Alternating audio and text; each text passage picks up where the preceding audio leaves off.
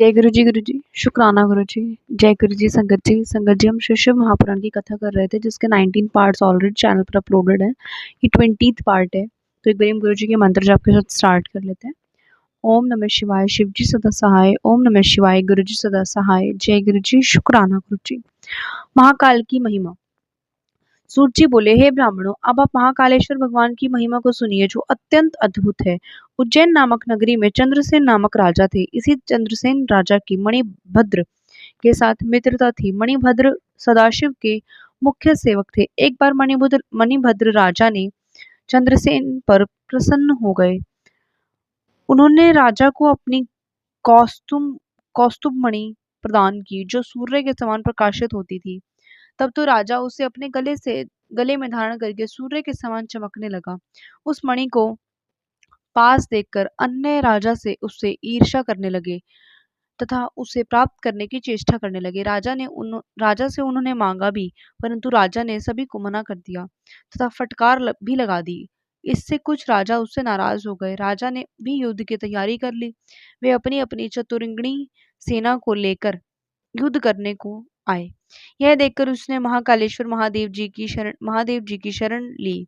उसी समय वहां गोपी आई। उसकी गोद में एक बालक था जो लगभग 5 वर्ष का था।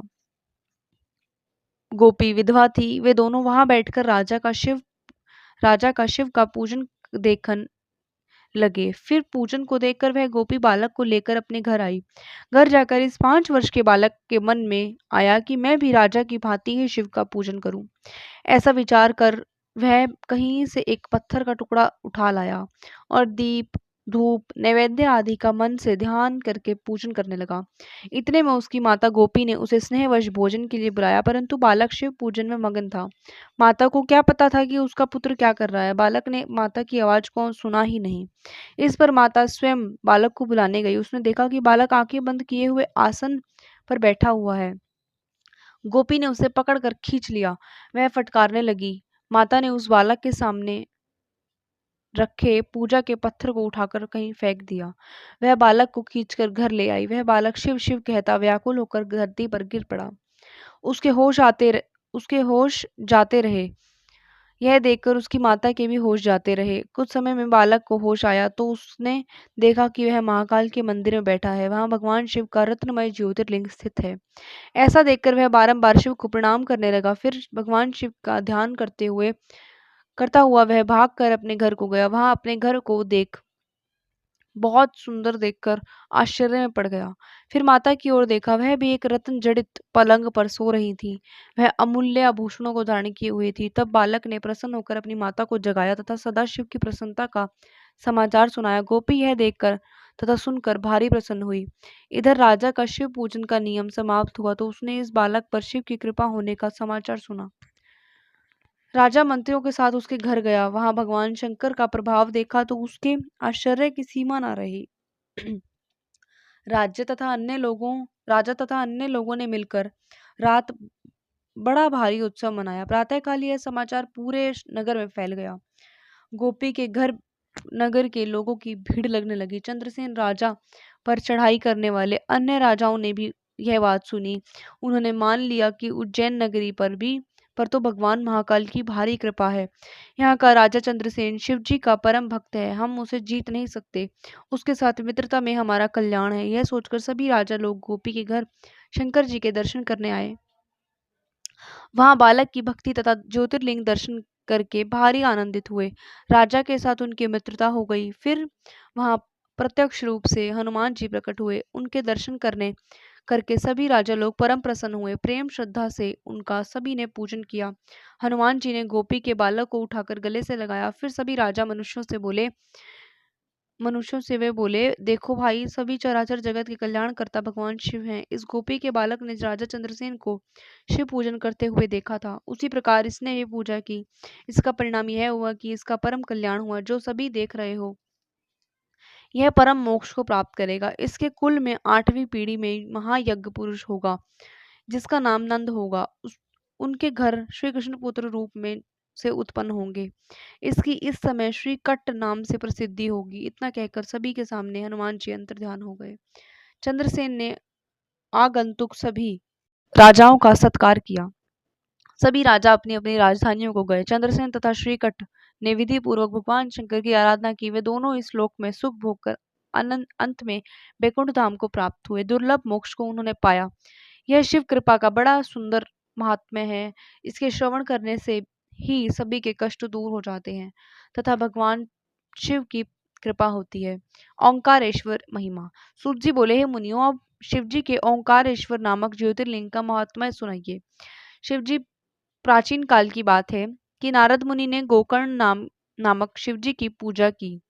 फिर वे विंध्याचल पर्वत पर पहुंचे। विंध्या ने नारद जी का भली भांति आदर सत्कार किया। उसके बाद विंध्याचल को अभिमान हो गया और वह नारद जी के सामने बैठ गया। नारद जी उससे बोले, हे विंध्य, इसमें तो संदेह नहीं कि तुम सर्वश्रेष्ठ हो।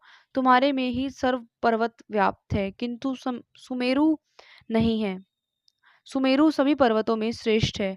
तुम सभी गुणों से संपन्न होकर भी उसके सामने छोटे हो। नारद जी के वचन सुनकर मैं बहुत व्याकुल हुआ और अपने को धिक्कारने लगा कि मेरा जीवन तो व्यर्थ है, मैं निंदा का पात्र हूँ। अब मैं अपने को सुधारने के लिए भगवान शंकर की आराधना करूंगा। इस प्रकार उसने ओंकारेश्वर क्षेत्र में जाकर शिव जी का पार्थिव लिंग बनाया। उसे स्थापित कर 6 महीने तक निरंतर उसी के द्वारा विधि पूर्वक शिव पूजन करता रहा। इसके परम तप से भगवान शिव प्रसन्न हो गए और बोले, हे विंध्य, मैं तुम पर भारी प्रसन्न हूँ। तुम अपनी इच्छा अनुसार वरदान मांगो। तब विंध्य ने प्रणाम करके उनसे कहा, हे नाथ, यदि आप मुझसे प्रसन्न हैं तो मेरी बुद्धि को श्रेष्ठ विचार प्रदान कीजिए। शिव ने तथास्तु कहा। सभी ऋषि मुनियों ने शिव से और वहीं रहने की प्रार्थना की। शंकर जी जगत के कल्याण के लिए वहीं विराजमान हो गए। हे ऋषियों, ओंकारेश्वर तथा परमेश्वर दो नामों से शिव जी वहां विराजमान हैं, किंतु दोनों एक रूप ही हैं। उसमें कोई भेद नहीं है। ये दोनों ही स्वर्ग मोक्ष आदि फल देने वाले हैं। इस प्रकार विंध्याचल ने मन चाहा वरदान पाकर भगवान के चरणों में प्रेम प्राप्त किया। शिवजी भी अपने भक्तों पर अनुग्रह करते हुए वहां अंतर्ध्यान हो गए। श्री केदारेश्वर की महिमा। सूत जी बोले, हे ऋषियों, विष्णु भगवान के स्वरूप नारायण भगवान ने बद्रिकाश्रम में जाकर तप किया। शिवजी वहीं पार्थिव लिंग में प्रकट हुए। उनकी पूजा को अंगीकार करते रहे। इस प्रकार बहुत सा समय व्यतीत हो गया। भगवान शिव ने नर नारायण से वरदान मांगने को कहा। नारायण भगवान ने शिव जी से कहा, हे नाथ, आप अनुग्रह पूर्वक साक्षात रूप में यही सदा विराजे। इस पर नारायण की प्रार्थना पर सदाशिव ज्योतिर्लिंग रूप से विराजमान हो गए। उनका नाम केदारेश्वर प्रसिद्ध हुआ। जो यहाँ केदारेश्वर के दर्शन व पूजन करते हैं, उनकी सभी कामनाएं पूर्ण होती हैं। एक समय की बात है कि पांडवों ने शंकर जी को यहाँ महिष रूप में देख लिया।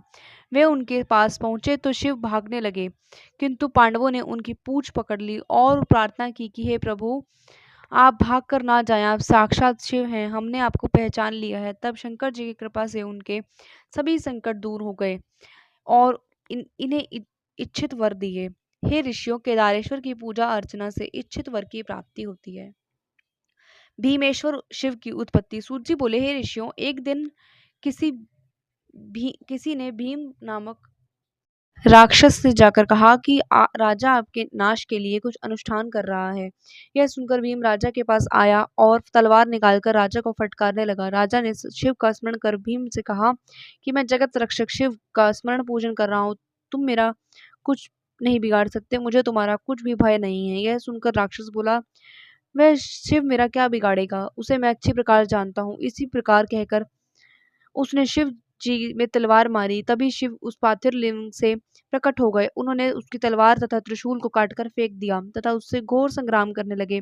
शिव गणों ने भी राक्षसी सेना से घोर युद्ध किया। उस संग्राम से पृथ्वी, वन, पर्वत सभी कांप उठे।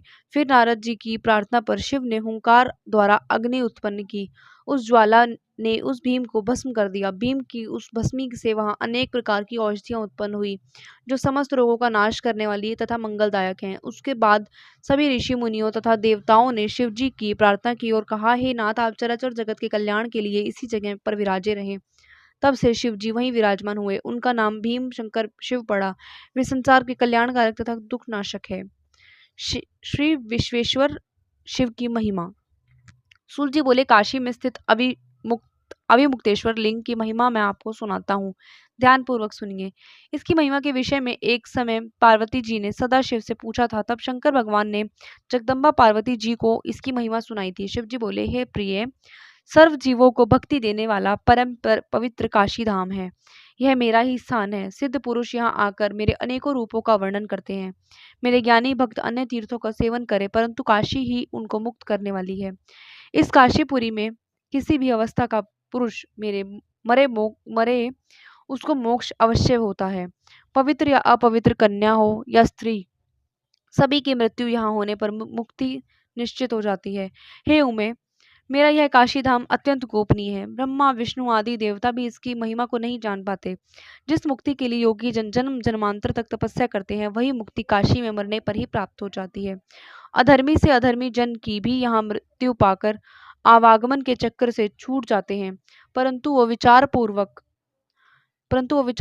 श्रद्धा सहित भगवान शंकर का ध्यान, अर्चन, स्मरण एवं तप करते हैं। उनके पुण्यों की महिमा तो कल्याणी भी वर्णन नहीं कर सकता। वे तो मेरे स्वरूप में ही लय हो जाते हैं। इस तीर्थ में रहकर जो भी दुष्कर्म करता है, उसे 10,000 वर्ष रौरव नरक भोगना पड़ता है। शुभ कर्म स्वर्गदायक होता है। हे देवी, कर्म 3 प्रकार के होते हैं। पहले, जन्म से संचित कर्म, इस जन्म में किए गए कर्म। इस दोनों के फल स्वरूप जो शरीर से भोगे जा रहे हैं, उन्हें प्रारब्ध कर्म कहते हैं। इसमें संचित तथा क्रियमाण तो दान भोग आदि से नष्ट होते हैं। संचित तथा क्रियमाण कर्म काशीपुरी के अलावा अन्यत्र भली भांति नष्ट नहीं होते। जिन्होंने पूर्व जन्म में काशीपुरी का निवास किया है, वे ही दूसरे जन्म में काशी में मृत्यु को पाते हैं। यहाँ गंगा स्नान से भी सभी कर्म बंधन नष्ट हो जाते हैं। किसी पुण्य प्रताप से ही काशी का वास मिलता है। गौतम प्रभाव। सूत जी बोले, ऋषियों, प्राचीन काल की बात है कि महर्षि गौतम ने दक्षिण में ब्रह्म पर्वत पर 10,000 वर्षों तक सिद्धि के लिए तप किया। उस समय महान अकाल पड़ रहा था। 100 वर्ष तक वर्षा नहीं हुई। जल तक मिलना कठिन हो गया। गौतम ने वरुण देव की आराधना की। 6 मास में वे प्रकट होकर बोले कि तुम वरदान मांगो। इस प्रकार वरुण की वाणी सुनकर गौतम ऋषि बोले, हे वरुण देव, इस समय चराचर प्राणी वर्षा न होने से व्याकुल हैं। मैं उन्हें सुखी करने के लिए वर्षा चाहता हूँ। यह सुनकर वरुण देव बोले, मैं स्वतंत्र नहीं हूँ। इसके लिए शंकर भगवान की आज्ञा चाहिए, क्योंकि हम सभी शंकर जी के अधीन हैं। आप इसे छोड़कर कोई दूसरा वरदान मांग लो। इस पर गौतम ऋषि बोले, हे देवेश, मुझे इसके अतिरिक्त अन्य किसी वर की आवश्यकता नहीं है। यदि आप संतुष्ट हैं तो जल ही दीजिए, क्योंकि इससे अधिक महान पुण्य नहीं होता। वरुण बोले, हे गौतम जी, इस विषय में मेरा कोई अधिकार नहीं है।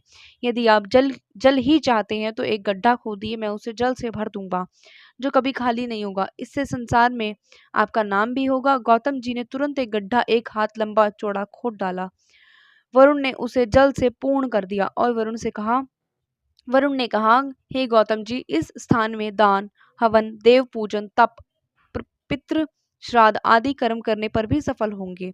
ऐसा कहकर वरुण जी अंतर्ध्यान हो गए। गौतम ऋषि इससे प्रसन्न हुए।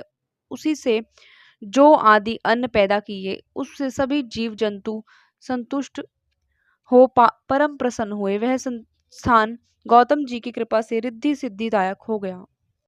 महर्षि गौतम को गो हत्या का दोष। सूत जी बोले, हे मुनियों, एक समय की बात है कि गौतम ऋषि के शिष्यगण उनकी आज्ञा से उस स्थान पर गड्ढे में से जल लेने को गए।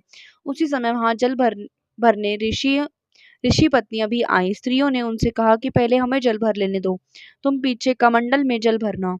यह कहकर उन्हें कुछ फटकार भी लगा दी। तब गौतम ऋषि के शिष्य बिना जल भरे ही आश्रम लौट आए।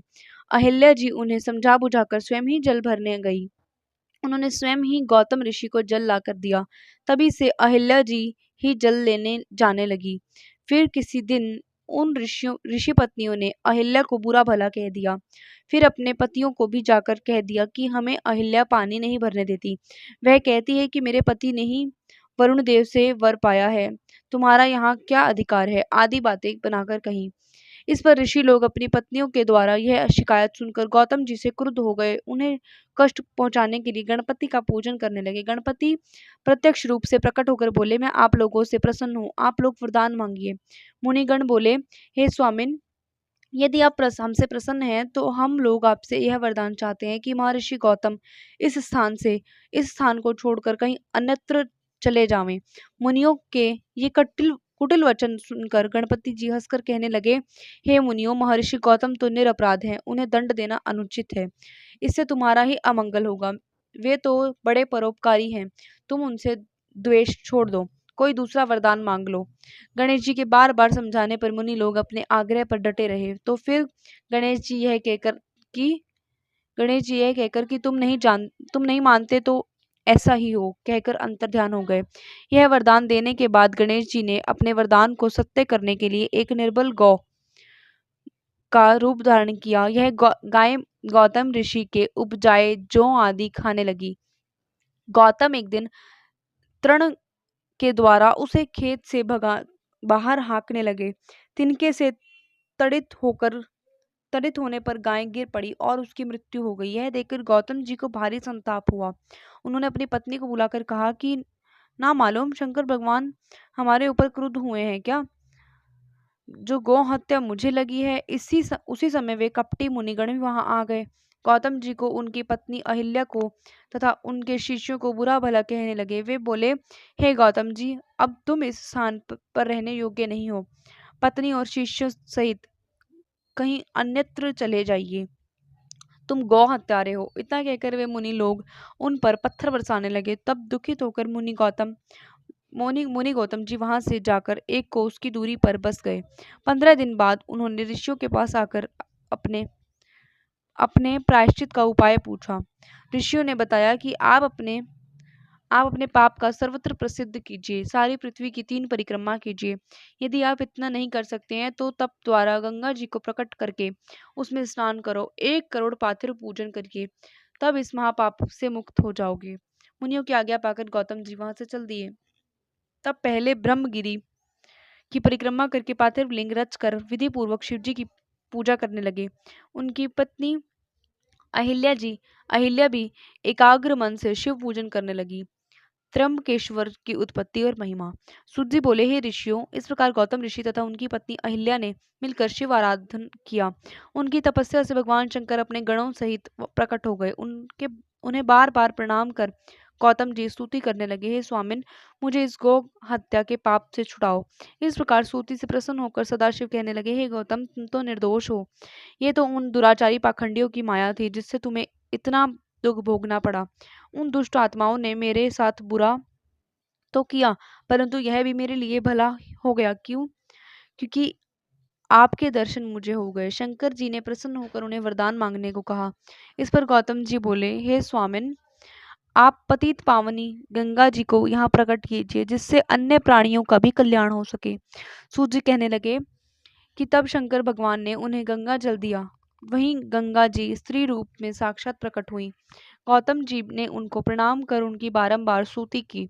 ऋषि बोले, हे पतित पावनी गंगे, आप पापों का खंडन करके सबको मुक्ति प्रदान करने वाली हो। मैं आपकी शरण में हूँ, मुझे पवित्र करो तथा मेरी नरकों से रक्षा करो। फिर शंकर भगवान गंगा जी से बोले, हे गंगे, तुम मेरी आज्ञा से गौतम जी को स्कुटुम्भ पाप रहित कर दो। गंगा जी ने कहा, प्रभु, आपकी आज्ञा शिरोधार्य है, मैं इन्हें स्कुटुम्भ पवित्र करके आपके लोक को जाऊंगी। तब शंकर जी बोले, हे कल्याणी, तुम कलयुग के 28वें मनवंतर तक की समाप्ति तक इसी पृथ्वी पर रहो।